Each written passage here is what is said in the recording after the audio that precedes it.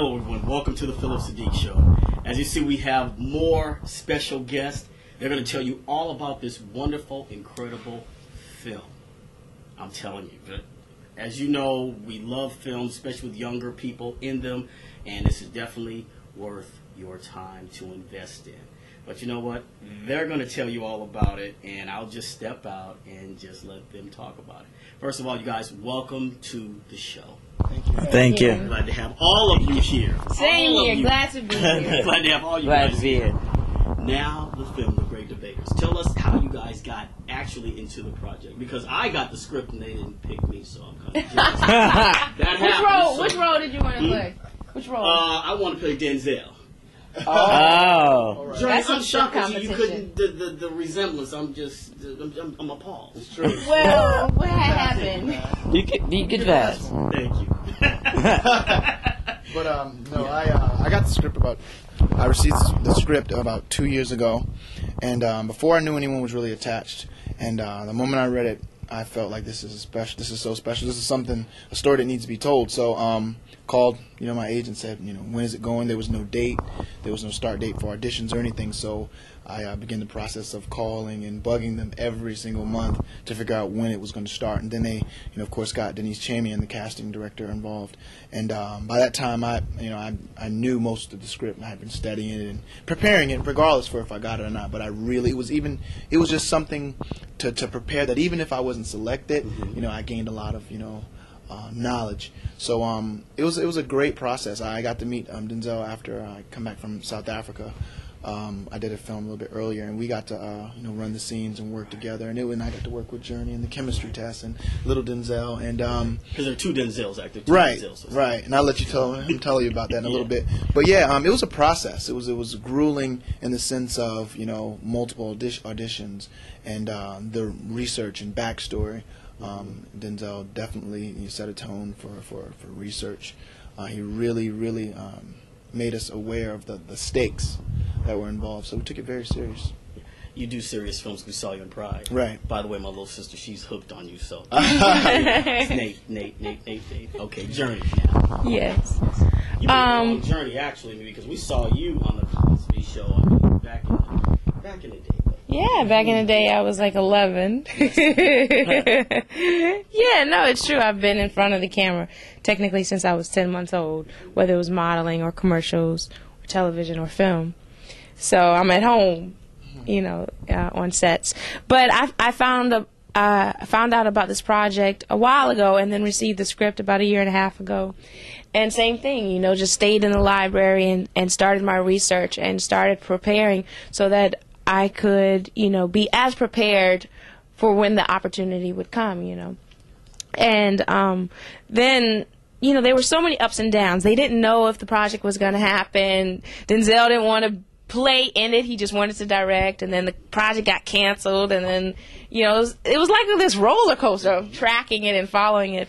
And then I got this call from my manager on a Friday night in February, and he said, Jurnee, I got a strange call from Todd Black's office. He said, Denzel wants you to come and read with him.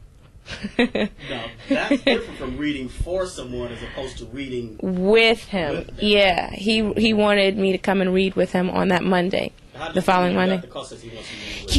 One, it was so unexpected because I thought the project wasn't getting done. And two, I was so excited because it was finally that chance for me to prove to him that I was born to play this role, and I had become borderline obsessed with the film, and it was my opportunity to really show him what show him what I was made of, kind of thing. And he didn't go light on us. I went in and read with him, and afterwards he gave me the role. And then I met these two gentlemen in the long process, and I knew that they were the ones, it was obvious that they also were born to play these roles, kind of thing. So. Yes, sir. Well, funny story about this. My mom just found out about the part word of mouth through a friend of hers just hearing about it. And so she was like, she brought it to me that one morning, and she was like, Denzel, okay, I want you to read this. It's this new project called The Great Debaters. I want you to read for James Farmer Jr. And Denzel Washington's directing it. And I was like, no, really? Is he really? And then so that's when I took the script and I read over the part and I fell in love with it. And I loved the character. I loved the ups and downs he went through just from the 3-4 scenes that I received. So we took it to my acting coach. We started going over it. This is even before I had an audition. It's just we went over the script. Figured it'd be, if I didn't get an audition, figured it'd at least be a good exercise. But 2 weeks later, then Denzel did call, and I got the first audition because we were talking to my agent, and they were like, well, they're only seeing a selected few. They're only seeing, people with a name. And I was like, well, why can't I get in the door, But finally, they worked me in the door. Comes to find out, the agency was sending out someone from the agency against me. Yeah. Okay. All right. So they were like kind of blocking. Yeah. Oh, it's just like Nick. We want to get our guy in there. Right.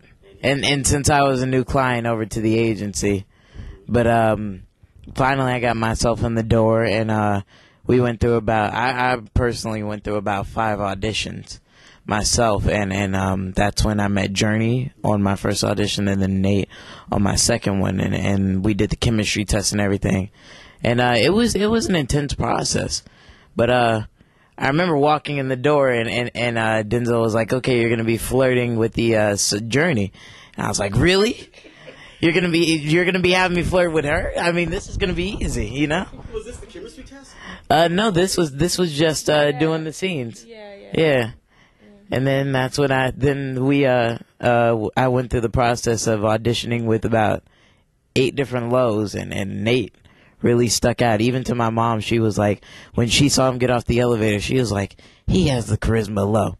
My mom has a thing for it. It's something about, she always has a thing about knowing people and knowing situations, which I love her for that, by the way. It kind of predicts my career. Yeah. Now, we also heard, some of our sources said that there was some type of off-air fight, and someone got a lip busted, and someone got a whole eye. Yes. No. You guys go into that. This is... Well, there was a lot of intensity in the audition. I mean, as you could imagine, with Denzel there, and that's bringing what we brought to the table. We brought the passion of the project. I brought the turmoil of Henry Lowe. And you know what I mean? He brought the confusion and the determination of James Farmer Jr., in those scenes. So when we had the scenes together, we had done the scene, and we did it once, and it was a little bit, more of an emotional scene. And then he was like, you know what? Denzel was like, well, I see this having more energy. Let's just see what we can do. Now, remember, we were like, well, let's do it one more time. Mm-hmm. He was like, all right, we got the tape. And we went for it. By the end of the scene, he was balling out of control. Every button off my shirt was ripped, and his lip was swollen up twice the size. Oh, please. It was. Oh, please. No. Clarify that. To clarify that. Let me clarify that for a second. Yes, I did break the buttons off an A shirt, but I don't know if my lip was swollen up. But hold up. I was in Denzel's office. I heard a lot. Okay. Hold on. I'll tell you. First of all, this is like right after this happened. I mean, they ran and got me a Coke for my lip so it wouldn't swell up, and that's when Denzel sat down Nate and I and told us he was going to be casting us, and that's when I was running to the bathroom because after that I'm already bawling in the scene, and then he tells me that, and I'm excited, but at the same time emotional. So I'm running downstairs, and then I'm walking downstairs, and I'm like, okay. I mean, I can't just believe this is happening. And my mom's outside on the phone. All of a sudden, she get off the phone. She like, who did this to you? Who busted your lip?